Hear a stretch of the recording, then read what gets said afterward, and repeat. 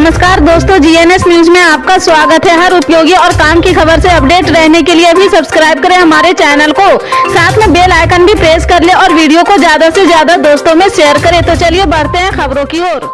जी हां, आपको बता दें, लोकसभा चुनाव 2024 में प्रधानमंत्री नरेंद्र मोदी के विजय रथ को रोकने के लिए विपक्षी पार्टियां पूरा जोर लगा रही। इसके मद्देनजर कांग्रेस समेत तमाम सियासी दल विपक्ष को एकजुट करने की कोशिश में जुटे हैं। माना जा रहा कि अगर विपक्षी एकता अस्तित्व में आ जाती है तो बीजेपी के लिए सिरदर्द साबित हो सकती है।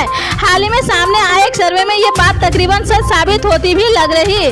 TV19 भारतवर्ष और पहलू ऑस्ट्रेलिया के एक हालिया सर्वे के आंकड़े इशारा करे कि अगर 2024 से पहले विपक्षी एकजुटता बन जाती है तो बीजेपी के सत्ता में लगातार तीसरी बार आने के सपने को धुआं कर सकती है। दरअसल इस सर्वे में एक वर्ग ऐसा भी है जिसने पीएम नरेंद्र मोदी की टेंशन बढ़ाने में कोई कोर कसर नहीं छोड़ी।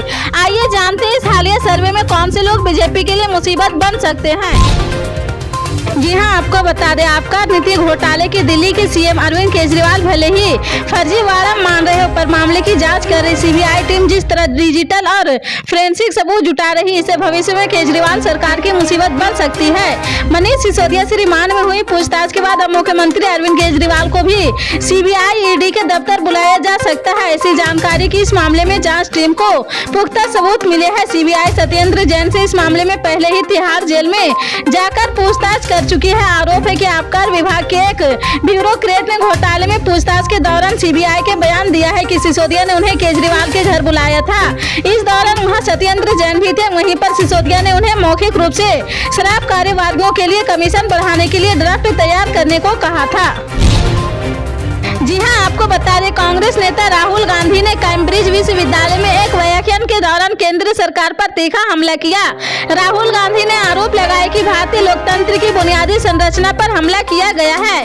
साथ ही कहा कि इजरायली स्पाईवेयर पेगासस का इस्तेमाल करके उनके फोन में जासूसी करने के लिए किया जा रहा था। राहुल गांधी ने दावा किया कि उन्हें खुफिया अधिकारियों द्वारा फोन पर बात करते समय सावधान रहने की चेतावनी दी गई थी, क्योंकि उनकी कॉल रिकॉर्ड की जा रही थी। राहुल गांधी ने कैम्ब्रिज विश्वविद्यालय में व्याख्यान देने गए थे, उनका लुक बदला हुआ था, वो भी चर्चा का विषय रहा। कांग्रेस नेता और पूर्व प्रधानमंत्री मनमोहन सिंह के पूर्व सलाहकार सैम पित्रोदा ने कैम्ब्रिज बिजनेस स्कूल में MBA छात्रों को राहुल गांधी के learning to listen in the 21वीं सेंचुरी विषय पर संबोधन का यूट्यूब लिंक ट्विटर पर साझा किया है। इसमें राहुल गांधी कह रहे कि मेरे खुद के फोन में पेगासस था, बड़ी संख्या में राजनेताओं के फोन में पेगासस था। मुझे खुफिया अधिकारियों ने फोन किया था, जिन्होंने मुझसे कहा कि कृपया इस बात से सावधान रहे कि आपके फोन पर क्या कह रहे हैं, क्योंकि आपका फोन रिकॉर्ड किया जा रहा। विपक्ष में रहने पर ये वो निरंतर दबाव है जो महसूस करते हैं। मेरे ऊपर कई आपराधिक मामले हैं जो किसी भी परिस्थिति में आपराधिक दायित्व वाले मामले नहीं होने चाहिए। इसी का हम बचाव करने की कोशिश कर रहे हैं। जी हां, आपको बता दें, लोकायुक्त ने KCDL दफ्तर और प्रशांत के घर पर छापा मारा तो 8 करोड़ कैश बरामद हुआ है। गिनती करने के बाद अफसरों ने नोटों के बंडल बिस्तर पर रख दिए। भाजपा विधायक मदन विरूपाक्षप्पा ने KCDL के अध्यक्ष पद से इस्तीफा दे दिया है। उन्होंने कहा कि जिस टेंडर के मामले में बेटे ने घूस ली है उसमें से शामिल नहीं हूँ। विरूपाक्षप्पा के इस्तीफे से पहले कर्नाटक के मुख्यमंत्री बसवराज बोम्मई ने कहा था कि लोकायुक्त को दोबारा शुरू करने का मकसद राज्य में भ्रष्टाचार को खत्म करना था। जी हां, आपको बता दें, देश के कई हिस्सों में आने वाले समय में बारिश के साथ बर्फबारी भी देखने को मिल सकता है। जहां पिछले 24 घंटों में कई राज्यों में बारिश देखने को मिला तो हिमाचल प्रदेश और सिक्किम की अलग अलग जगहों पर आंधी देखी गई है। बारिश और बर्फबारी को लेकर मौसम विज्ञान विभाग यानी IMD ने अलर्ट जारी किया है। भारत मौसम विज्ञान विभाग के मुताबिक 4 और 5 मार्च को पश्चिम मध्य प्रदेश में अलग अलग जगहों पर गरज के साथ हल्के माध्यम तक बारिश होने की संभावना है। इसके साथ ही IMD की तरफ से यह जानकारी भी दी गई है कि पूर्वी मध्य प्रदेश में 5 और 6 मार्च को और विदर्भ में 6 मार्च को बारिश हो सकती है। जी हां, आपको बता दें, कस्बा पेट और छिंदवाड़ा उपचुनाव के नतीजे आ गए हैं। इसमें कस्बा उपचुनाव का नतीजा महाविकास अघाड़ी के पक्ष में रहा, जबकि छिंदवाड़ा का नतीजा बीजेपी के खाते में गया है। पिछले कुछ महीनों में हुए कुछ चुनाव में बीजेपी को वह सफलता नहीं मिली है जो वह चाहती थी। इसके कई कारण हैं जिन पर इस समय बहस हो रही। बीजेपी क्यों फाइल हो रही, आइए जाने इसके पीछे कुछ जरूरी कदम है। कस्बा पेट विधानसभा उपचुनाव का नतीजा बिल्कुल भी चौंकाने वाला नहीं है। इस चुनाव में क्या होगा इसकी भविष्यवाणी पहले ही भी कर दी गई थी। कोई भी स्पष्ट बोलने को तैयार नहीं था कि केवल बीजेपी ही क्यों सफल नहीं होगी, लेकिन यह आज स्पष्ट हो गया है। इसी तरह राजनीतिक गलियारों में कहा जा रहा है कि पिछले कुछ महीनों में हुए चुनाव में बीजेपी की नाकामी का कारण पार्टी की गलत प्लानिंग है।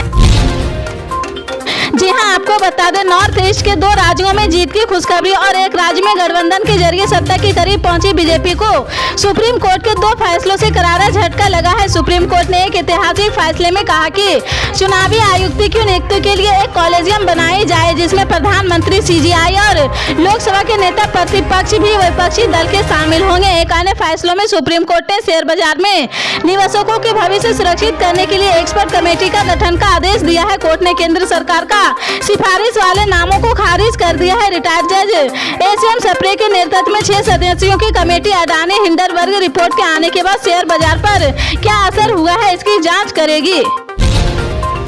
जी हां, आपको बता दें, मेघालय में नेशनल पीपुल्स पार्टी प्रमुख और मुख्यमंत्री कोनराड संगमा ने चुनाव में जीत के अगले ही दिन यानी शुक्रवार को राज्यपाल से मुलाकात की है और सरकार बनाने का दावा पेश कर दिया। मीडिया से बातचीत में संगमा ने कहा कि भाजपा ने हमें अपना औपचारिक समर्थन दिया है। भाजपा के अलावा अन्य राजनीतिक दलों ने भी अपना समर्थन दिया। हमारे पास सरकार बनाने के लिए पर्याप्त संख्या है। संगमा ने बताया कि उनके शपथ ग्रहण समारोह में प्रधानमंत्री नरेंद्र मोदी और गृह मंत्री अमित शाह भी पहुंचेंगे। उन्होंने कहा कि हमें सूचित किया गया है कि केंद्रीय गृह मंत्री अमित शाह और शायद पीएम शपथ ग्रहण समारोह में शामिल होंगे। हम पीएमओ से पुष्टि की प्रतीक्षा कर रहे हैं। जी हां, आपको बता दें, सीमा सुरक्षा बल ने 1284 कांस्टेबल ट्रेड्समैन पदों के लिए ऑनलाइन आवेदन आमंत्रित किया है। नोटिफिकेशन में दिए गए अतिरिक्त योग्यता के साथ 10वीं पास उम्मीदवार इन पदों के लिए आवेदन कर सकते हैं। इसके लिए इच्छुक एवं योग्य उम्मीदवार बीएसएफ की आधिकारिक वेबसाइट पर जाकर अप्लाई कर सकते हैं। उम्मीदवार इन पदों के लिए आवेदन 27 मार्च तक यानी उससे पहले आवेदन कर सकते हैं। जी हां, आपको बता दें, प्रधानमंत्री नरेंद्र मोदी ने पिछले दिनों पीएम किसान योजना की 13वीं किस्त जारी की थी। उन्होंने 8 करोड़ से ज्यादा पीएम किसान खातों में 16,000 करोड़ रुपए भेजे थे। तमाम किसानों के खाते में 13वीं किस्त के 2,000 रुपए आ गए, लेकिन अभी तक कई किसान ऐसे हैं जो पीएम किसान की 13वीं किस्त का इंतजार कर रहे हैं। ऐसे में जानिए, जिन किसानों के खाते में अभी तक रुपये नहीं आए हैं उनके पास क्या विकल्प है। अगर आप पात्र किसान हैं लेकिन आपने अभी तक अपने पीएम किसान खाते की ईकेवाईसी नहीं करवाई है या आधार सेंडिंग नहीं है या लैंड सेंडिंग अभी तक नहीं हुई है तो इसे जल्द से जल्द कर ले। आप इसके लिए नजदीकी सीएससी सेंटर पर जा सकते हैं या पीएम किसान की आधिकारिक वेबसाइट पर जाकर इसे पूरा कर सकते हैं। जी हां, आपको बता दें, होली पर सबसे ज्यादा टेंशन उन लोगों को होती है जो नौकरी, व्यवसाय आदि के चलते घर से दूर रहते हैं, क्योंकि इस समय ट्रेनों में टिकट मिलना बेहद मुश्किल होता है। 2 से 3 महीने पहले ही ट्रेनों में सीटें फुल हो जाती है और लंबी वोटिंग लिस्ट तैयार हो जाती है। लेकिन उत्तर प्रदेश, बिहार और पश्चिम बंगाल जाने वालों के लिए भारतीय रेलवे ने कुछ स्पेशल ट्रेनों का इंतजाम किया है। जानिए यह ट्रेन कब, कहां से और कहां तक के लिए चलाई जाएगी। पल पल के अपडेट जानने के लिए जुड़े रहें आप अपने GNS न्यूज़ चैनल से। मिलते हैं अगली बड़ी खबर के साथ, तब तक के लिए जय हिंद।